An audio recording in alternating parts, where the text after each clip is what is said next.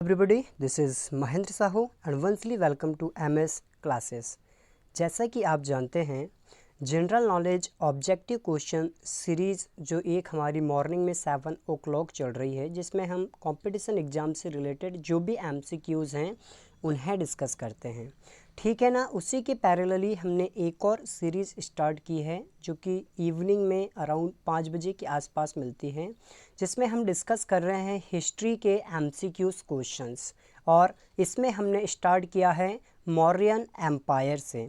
कल हमारा मौर्यन एम्पायर का पार्ट फर्स्ट कवर हुआ था और आज जो हम कवर कर रहे हैं ये है part second, that is related to Mauryan empire objective question, है ना। इसमें हम मौर्य एम्पायर से रिलेटेड जो हमारे ऑब्जेक्टिव क्वेश्चन या इम्पोर्टेंट क्वेश्चन हैं उन्हें हम कवर करने वाले हैं। यदि अभी तक आपने हमारा पहला पार्ट इस वीडियो का नहीं देखा है तो लिंक आपको डिस्क्रिप्शन में दी हुई है, आप जाके पहले उसे वहाँ से देख सकते हैं, ठीक है। सो चलिए डिस्कस करते हैं जो भी इम्पोर्टेंट क्वेश्चन बचे हुए थे हमारे मौर्यन एम्पायर से रिलेटेड, ठीक है। सो सबसे पहला यहाँ पे आया हुआ है, बहुत ही इंपॉर्टेंट क्वेश्चन है friends. One thing that I want to tell you before to start of this class of today, कि पहले जो क्वेश्चन पूछे जाते थे एग्ज़ाम्स में वो डायरेक्ट पूछ लिए जाते थे, जो कि हमने कई सारे क्वेश्चन फर्स्ट पार्ट में भी कवर किए हैं, है ना। जैसे मौर्यन एम्पायर का फाउंडर कौन है, तो चाणक्य के क्या और दूसरे नाम हैं,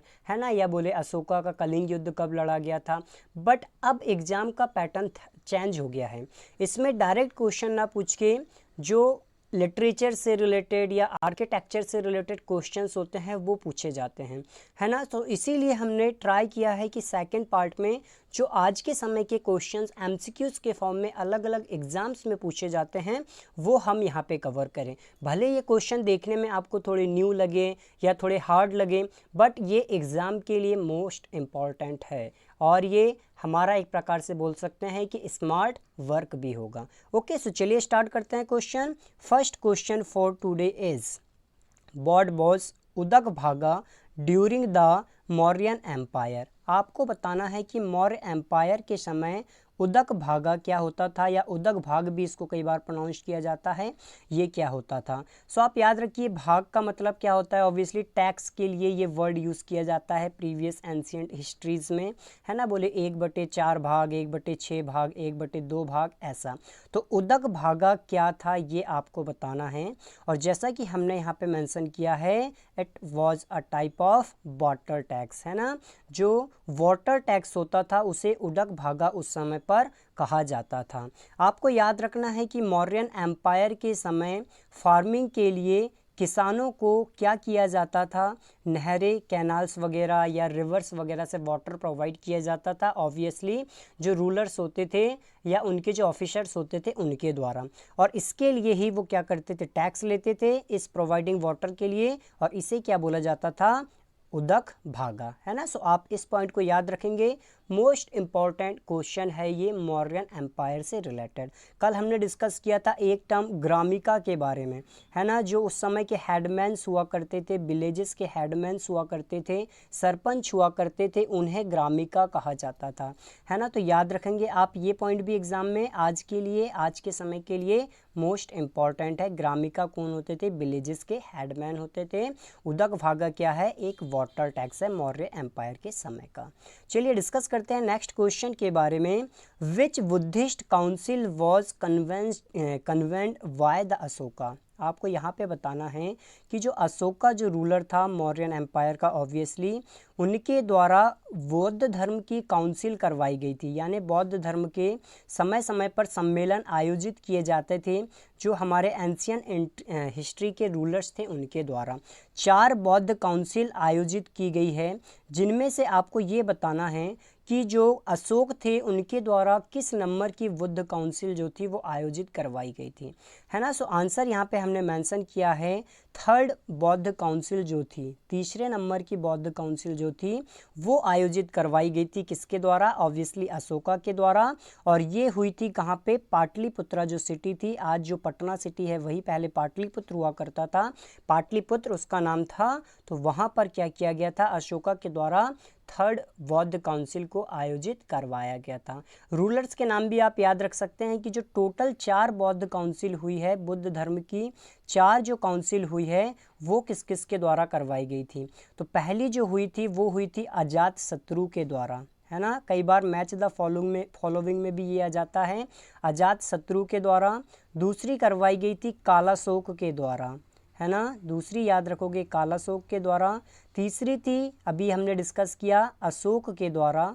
और फोर्थ जो करवाई गई थी वो थी कनिष्क के द्वारा, है ना। आप चारों राजाओं के नाम भी यहाँ पे याद रख सकते हैं जिनके द्वारा 4 बौद्ध संगीति करवाई गई थी, अजातशत्रु, कालाशोक, अशोक और कनिष्क। ठीक है, ये चारों के नाम आप याद रखेंगे।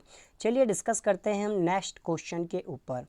Usually the edict of Ashoka was written in which script. यहाँ पे स्क्रिप्ट या लिपि की बात की गई है कि अशोका के द्वारा जो भी एडिक्ट या अभिलेख लिखवाए जाते थे। आप सभी को पता होगा कि अशोका क्या करता था, अपने एम्पायर से रिलेटेड जो भी जानकारी होती थी वो शिला अभिलेख या स्तंभ अभिलेख में देता था।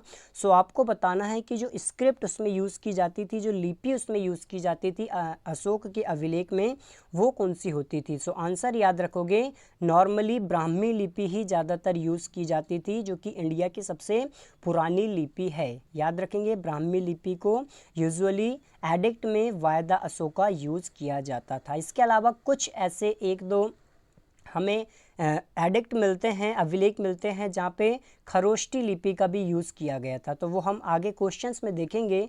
बट अभी यहाँ पे आपको याद रखना है कि ज़्यादातर में ब्राह्मी लिपि का यूज़ किया जाता था।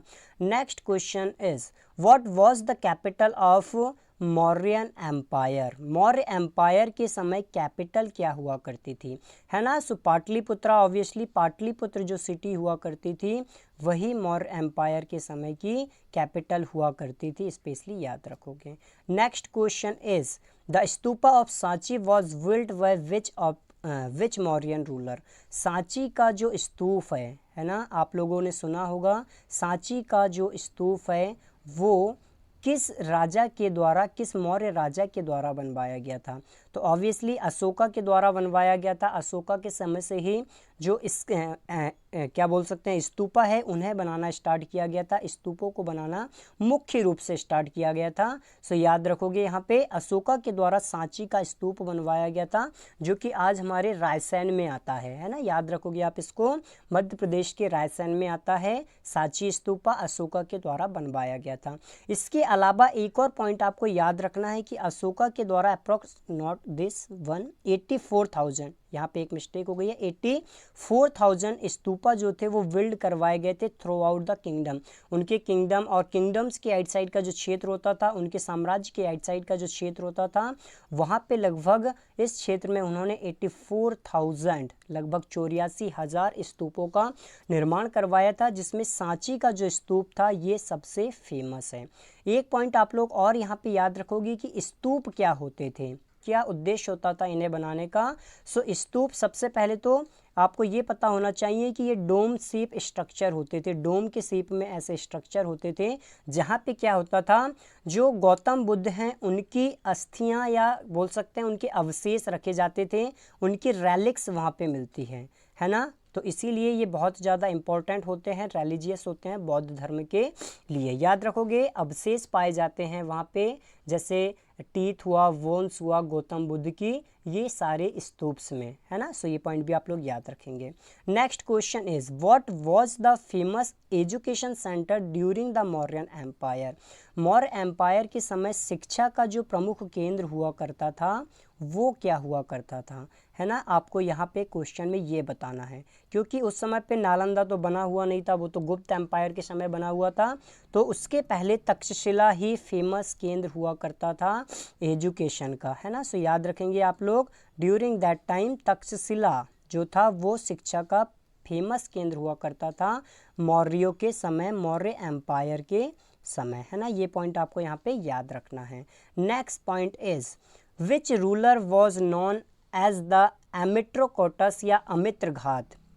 इंग्लिश में तो हम एमिट्रोकोटस बोलते हैं, बट हिंदी में नाम आता है अमित्र घात। जैसा कि हमने देखा है कि अशोका के जो फादर थे, है ना, बिंदुसार, वो उनके बारे में हमें ज़्यादा इन्फॉर्मेशन तो मिलती नहीं है मौर्य एम्पायर में, बट उन्हें एक टाइटल दिया गया था अमित्रघात का। तो आपको याद रखना है कि किसे दिया गया था, तो बिंदुसार को अमित्रघात का टाइटल दिया गया था, एमिट्रोकोटस या अमित्रघात, मतलब शत्रुओं का नाश करने वाला। तो ये डिटेल अमित्रघात की जो है वो जरूर पूछी जाती है बिंदुसार के बारे में। Okay, let's move to the next question. Who read firstly the edict of Ashoka. Ashoka के जो एडिक्ट थे, अशोका के जो अभिलेख थे, ऑब्वियसली आपको पता है जैसे ब्राह्मी लिपि, खरोष्टी लिपि में वो लिखवाए जाते थे, है ना। तो सबसे पहले किस अंग्रेज ने, किस ब्रिटिश ने इन्हें पढ़ा था, तो याद रखोगे जेम्स प्रिंसेप। एग्जाम में पूछा जाता है कई बार, जेम्स प्रिंसेप के द्वारा क्या किया गया था, सबसे पहली बार अशोका के जो एडिक्ट थे, अशोका के जो अभिलेख थे, उन्हें पढ़ा गया था। ठीक है ना, याद रखोगे James Prinsep. Next question is अर्थशास्त्र। आपको पता है अर्थशास्त्र के राइटर कौन थे, किन्होंने लिखा था, ऑब्वियसली जो चाणक्य थे, विष्णुगुप्त थे या कौटिल्य थे, है ना, तीनों उन्हीं का नाम था, चाणक्य, कौटिल्य या विष्णुगुप्त। उनके द्वारा क्या किया गया था, अर्थशास्त्र लिखा गया था। ठीक है, आप लोग यहाँ पे याद रखेंगे कि अर्थशास्त्र जो बुक थी वो तो सबसे पहले हमने बताया किसके द्वारा लिखी गई थी, चाणक्य के द्वारा। अब यहाँ पे क्वेश्चन में बताना है कि अर्थशास्त्र was divided into how many parts, कितने भागों में जो अर्थशास्त्र बुक थी, वो चाणक्य की जो बुक थी वो बटी हुई थी, है ना। सो आपको याद रखना है ये बटी हुई थी 15 पार्ट्स में, 15 भागों में बटी हुई थी, है ना, याद रखोगे इसको भी। ठीक है, so Arthashastra book written by Kautilya, Chanakya या विष्णुगुप्त, तीनों उन्हीं के नाम है। That was divided into 15 part, 15 भागों में बटी हुई थी। Next question is who went Sri Lanka for spread of Bauddh religion. Buddha धर्म के प्रचार के लिए अशोका के समय किनको भेजा गया था श्रीलंका, है ना, बुद्ध धर्म के प्रचार के लिए। तो आपको याद रखना है जो अशोका के सन एंड डॉटर थे, महेंद्र एंड संघमित्रा, है ना, याद रखोगे आप। महेंद्र जो थे वो उनके बेटे थे और संघमित्रा जो थी वो उनकी डॉटर थी। इन्हें अशोका के समय कहाँ भेजा गया था, श्रीलंका भेजा गया था। काहे के लिए, बौद्ध धर्म के प्रचार प्रसार के लिए। ठीक है, okay, let's move to the next question. By which Ashokan edict we get the details about the Kalinga battle. Kalinga युद्ध जो हुआ था, कलिंगा युद्ध में जितना नुकसान हुआ था, है ना, उन सब की डिटेल हमें अशोका के किस एडिक्ट से, किस अभिलेख से मिलती है। जो 13 नंबर का अशोकन अभिलेख था, 13 नंबर का जो अशोकन अभिलेख था, उससे हमें डिटेल मिलती है कलिंग के युद्ध के बारे में। 13 है, याद रखोगे, युद्ध से related. Okay, next question is according to Megasthenes Indian society was divided into how many categories. Megasthenes जो थे उन्होंने एक बुक लिखी हुई थी, ऑब्वियसली आपको पता है इंडिका, है ना। इंडिका बुक में मैगस्थनीज ने जो डिटेल्स दी थी उसके अकॉर्डिंग समाज जो था उस समय का 7 भागों में बटा हुआ था, 7 पार्ट्स में ये डिवाइड हुआ करता था, याद रखोगे। और मैगस्थनीज के बारे में हमने पहले वीडियो में डिस्कस किया था। ये कौन थे, सो सेल्यूकस निकेटर के ये एम्बेसडर थे, राजदूत थे, है ना। सेल्यूकस निकेटर जो थे, सेल्यूकस निकेटर, उनके ये कौन थे, सेल्यूकस निकेटर के ये राजदूत थे, एम्बेसडर थे मैगस्थनीज, जो कि चंद्रगुप्त मौर्य के दरबार में आए थे और उन्हीं के दरबार में रहते थे और उन्होंने इंडिका बुक लिखी हुई थी, है ना। सो याद रखोगे उनके अकॉर्डिंग जो समाज था वो 7 भागों में बटा हुआ था। ठीक है, next question is what was dhamma mahatmas during the Mauryan empire.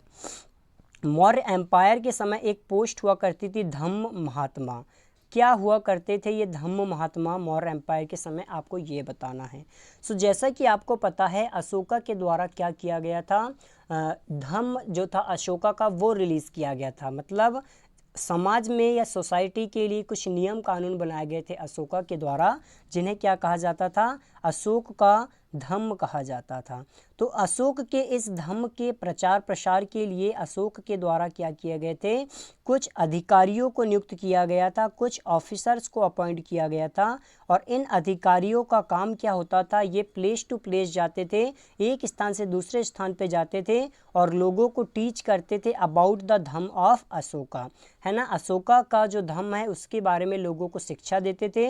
और इन ऑफिसर्स को क्या कहा जाता था, धम्म महात्मा कहा जाता था। Officials who teach people about the dhamma, धम्म के बारे में जो ऑफिसर्स लोगों को शिक्षा देते थे उन्हें क्या कहा जाता था, धम्म महात्मा कहा जाता था। ये पॉइंट आपको याद रखना है। ओके, सो चलिए यहाँ हमारे जो इम्पोर्टेंट क्वेश्चन थे मौर्य एम्पायर से रिलेटेड वो सारे हमने कवर कर लिया है। और पहले ही हमने बताया था कि ये पार्ट 2 था, पार्ट 1 हमने पहले ही अपलोड कर दिया था। ठीक है, सो यदि आपको वीडियो पसंद आया हो तो प्लीज़ लाइक करें, और यदि अभी तक आपने सब्सक्राइब नहीं किया है सो प्लीज़ चैनल को सब्सक्राइब कर लें, ताकि आने वाले वीडियोस की जो भी नोटिफिकेशन है वो आपको समय पे मिल सके और आप अपने अपकमिंग एग्ज़ाम्स की प्रिपरेशन बिना किसी डर के, बिना किसी कह सकते हैं हेजिटेशन के, बिल्कुल कॉन्फिडेंस के साथ कर सकें। ओके, और कमेंट्स में हमें बताइए यदि वीडियो से रिलेटेड कोई भी आपके सजेशंस हो तो। Okay, so thank you so much. मिलते हैं सुबह 7 o'clock with a new video for the competition exam. Okay, thank you so much.